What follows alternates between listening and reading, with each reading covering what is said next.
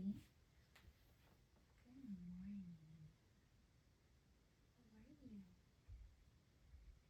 Such a good girl. Anyway, let's go take a walk. Yeah.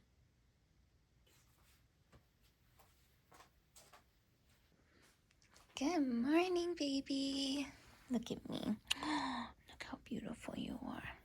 Suki and I say good morning. Say good morning, baby. Say good morning. There she is. Good morning.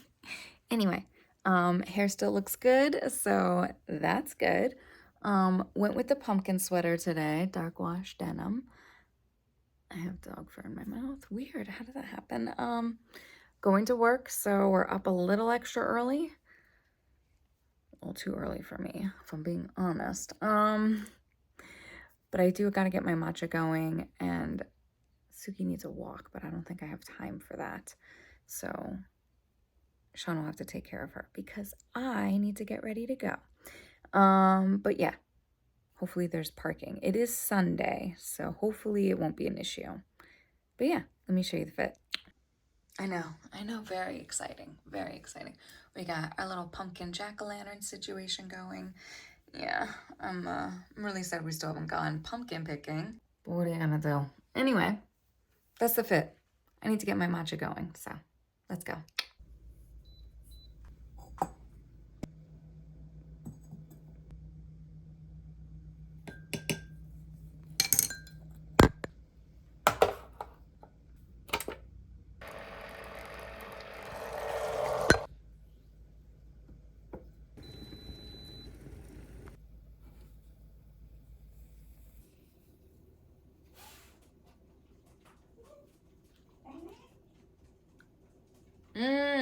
Okay. So good. Poor Suki. She's asking to go now. She's like staring at me. I can't, babe. I gotta have my matcha and I gotta go. I know. Don't worry. Dad'll come home. You'll go out. Whoop. But I can't do it. I know you like it more when I do it. It's just the tea. It's just the matcha. Can't help it. It's true. Facts are facts. Anyway, I hope you're having an amazing day so far. I am enjoying my matcha. I need to get ready to go. I have work. And then after that, I gotta pick up groceries. And then after that, I gotta, yes, we have Sean's birthday dinner with the family. So I'm pretty much ready for that. I guess I just gotta put some face on. I don't know if I'll wear the same thing, but I mean, we saw it coming. We knew it was happening. Anyway, I'm gonna enjoy my matcha. I have to go in half an hour and I will talk with you later. Okay.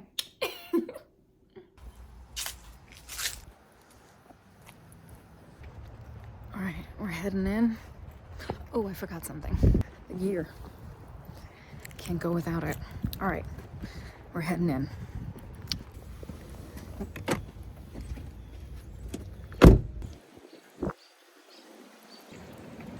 All right, made it.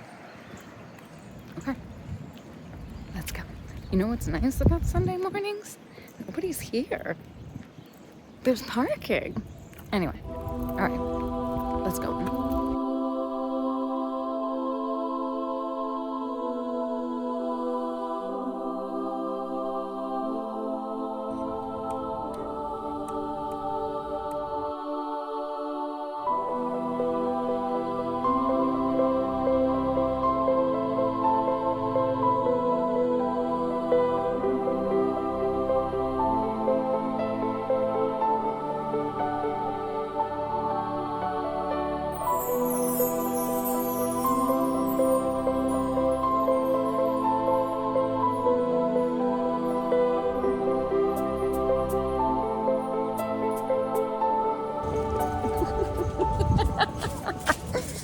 Yay!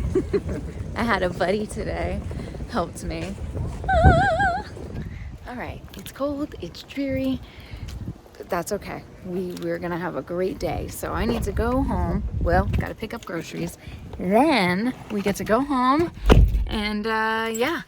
All right, let's go. All right. Oh, yep, we're ready.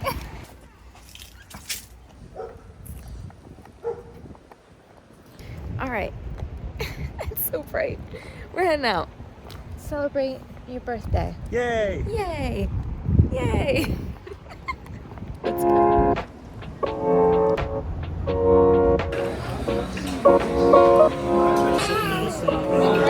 Let me see.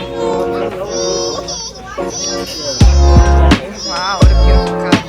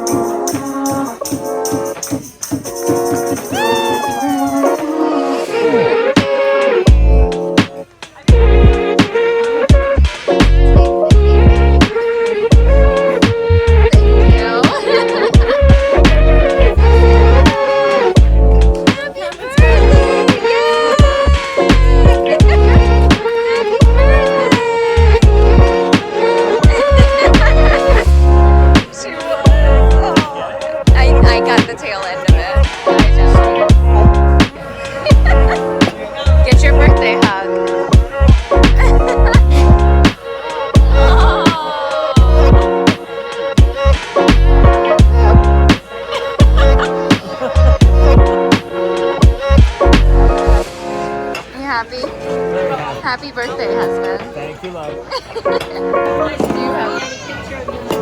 Do you have room?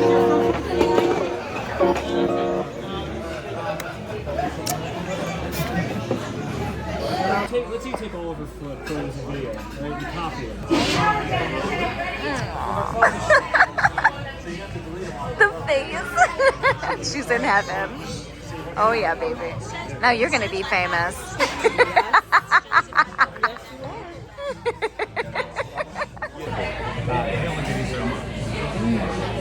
Nothing better than ice cream, guys. I mean, I never ever handed you an empty shot of this. Cheers. 30. God damn, you're old.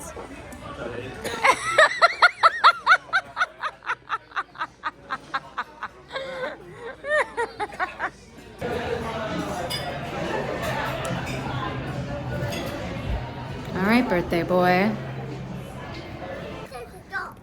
Coco.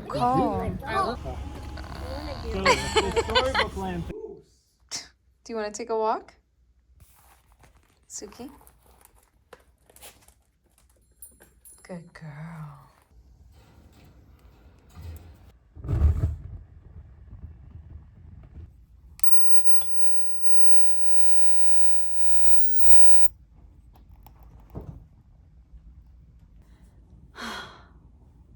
Happy Sunday. I hope you had the most incredible day today. Today was really fun.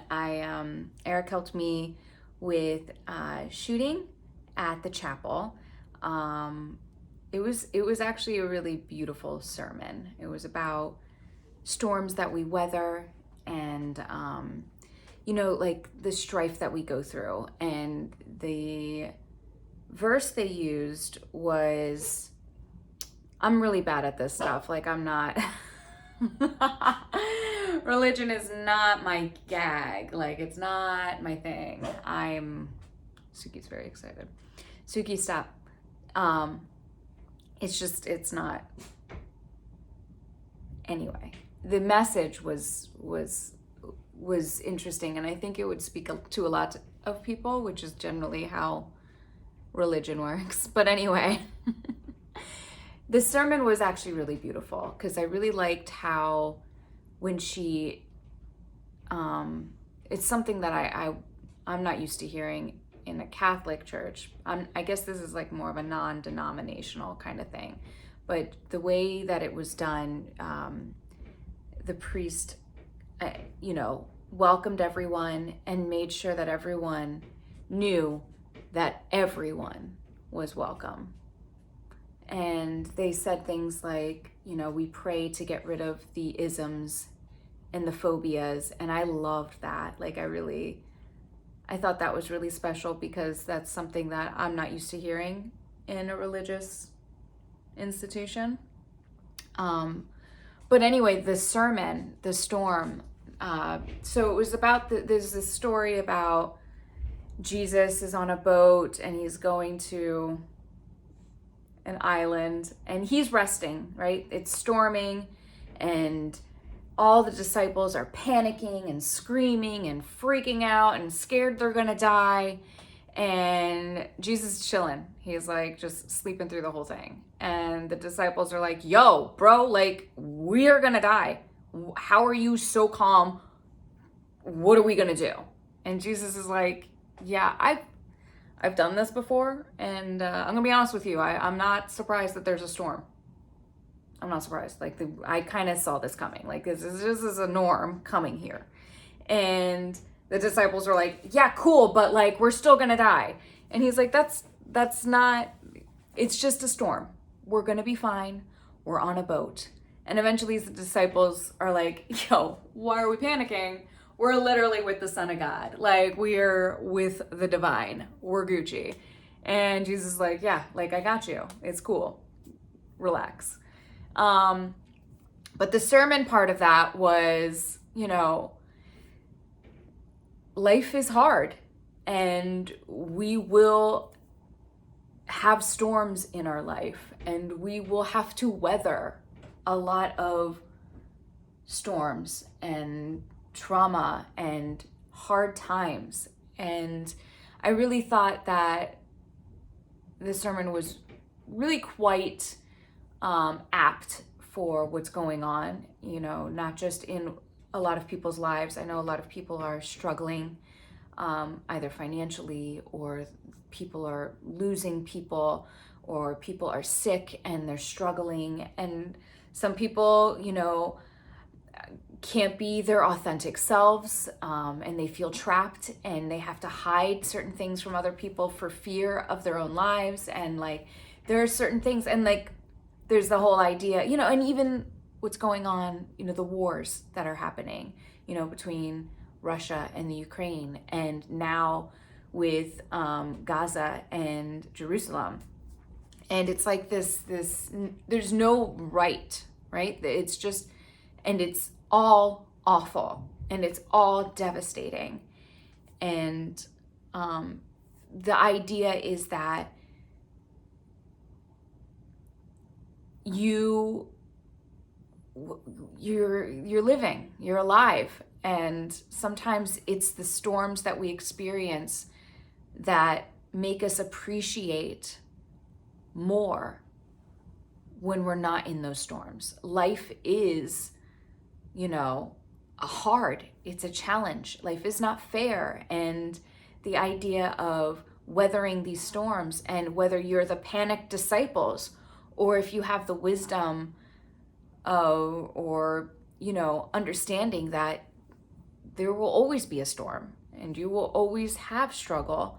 It's just, how will you react to that struggle? Because you cannot control what happens outside of you, but you can control how you react to what happens outside of you. And I thought that was really interesting. And it was a beautiful sermon, and everything about it was gorgeous. I mean, the chapel was like this incredible Gothic cathedral, gorgeous. But like this, the message was really beautiful and important. And it made me think about a lot of people who are struggling, and it made me appreciate that much more the struggle that I had gone through, but also how much more I appreciate my life now, because I am no longer in a situation that devastated me so much. And I'm ready to spill a little bit of that tea, if you'll have me. A few Fridays ago, I was having lunch at a local place where, I also taught, because I was a teacher, and in the same town. And it was just a late lunch. We were just enjoying, we were about to finish, and out of the corner of my eye, I see people from my past job coming in. And they kind of like this, the shuffle where you like look down at your feet, but like grin and like do like that kind of thing, like that. Like I saw them doing it, but I also was like totally fine with them not engaging me at all. Like really, like don't engage me. I don't want to talk to you. You don't want to talk to me. It's fine. But what threw me off guard was how excited they were to see me. And I knew they were excited because I was so ready to leave that I forgot my purse. And my friend who works there, he was inside.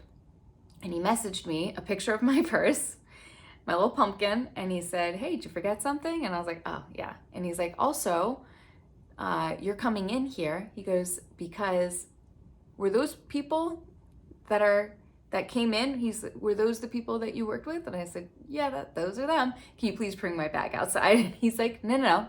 You're coming in because they are talking so much shit about you."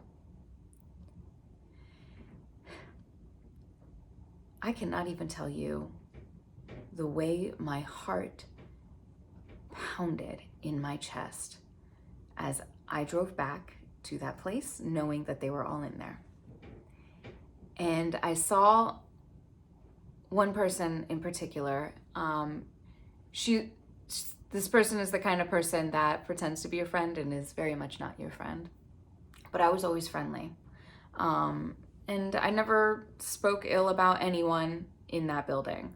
And I certainly didn't give names for those who had traumatized me when I did speak out against the people who hurt me.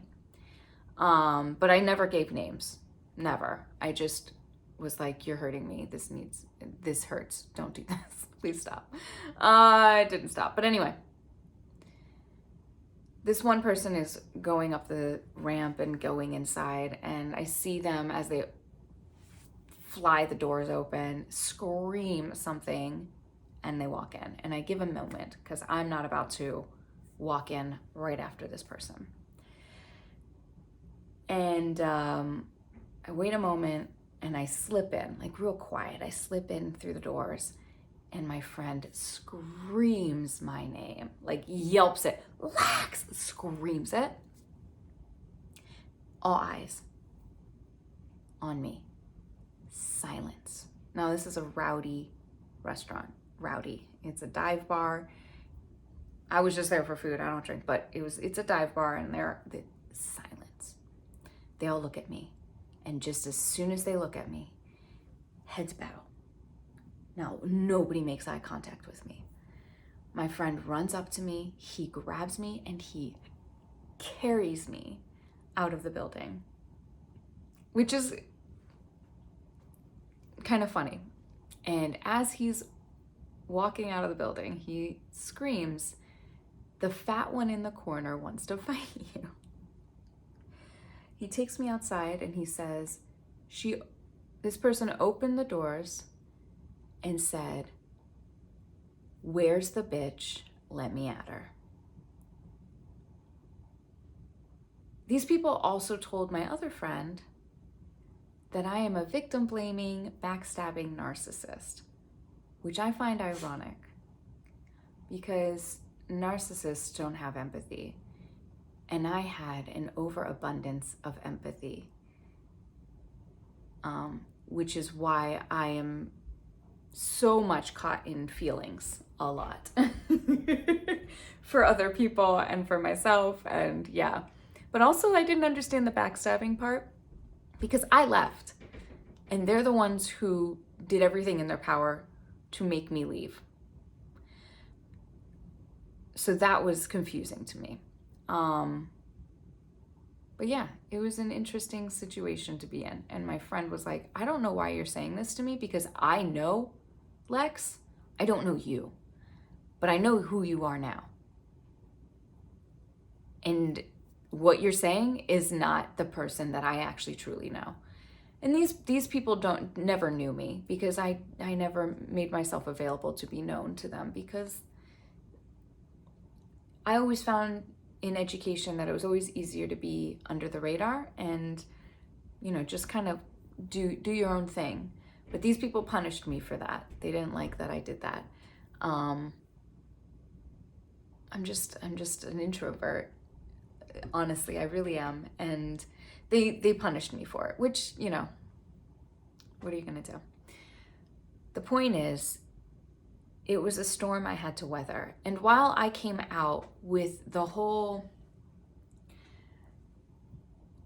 feeling of, you know, I'm taking up space in these people's minds and their small worlds, and I don't even remember half of their names, any of their names, honestly. Like, I'm trying to remember one name and I got nothing, which is fine. That's how my brain works. It blocks out trauma. At least we have that. But I take up so much of their time, their mind, their space, which in a way I feel flattered. Like, that's kind of what my therapist was like. She was like, honestly, like, it's kind of flattering. And I'm like, yeah, like that's how I processed it as it was happening. But what I didn't process was experiencing and reliving the trauma that they put me through.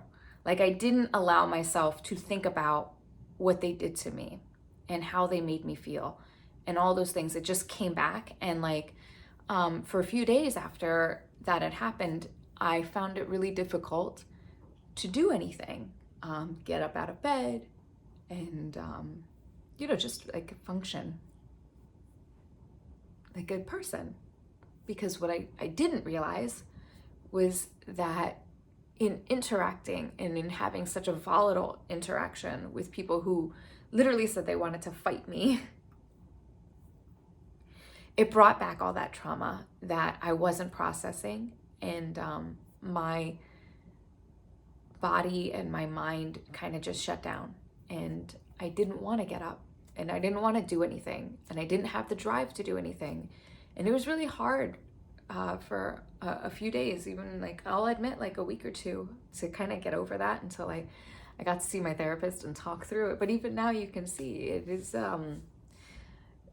it's still very emotional what they did to me and how they affected me. And once again, you know, you have to, it kind of brought me back to that sermon was, you can't control what happens outside of you. And I had no control over the fact that I would see those people that day and, you know, how they affected me. And, you know, you can try to keep going and keep your head up, but it can be really hard if you don't face it.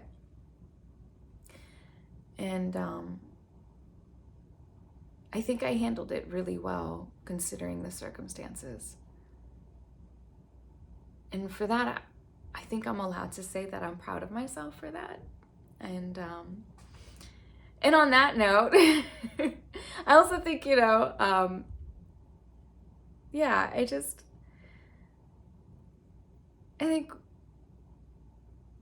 think it's just people who are hurting. You know, happy people don't treat people like that. And it's just a process that they can't hurt me anymore, and I'm not in a position where they can. And that feels really good, that I really did weather that storm. And it really makes me appreciate where I am right now even more. And that's the tea on that. Anyway,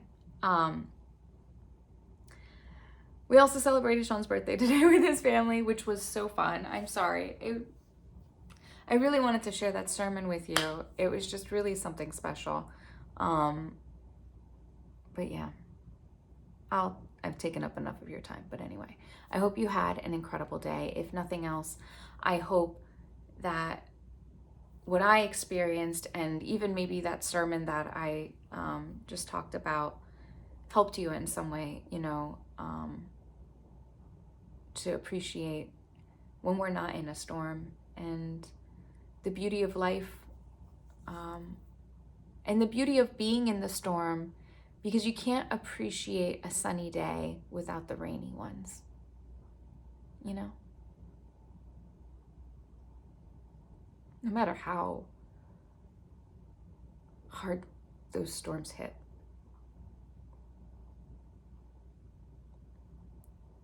There's always sun on the other side.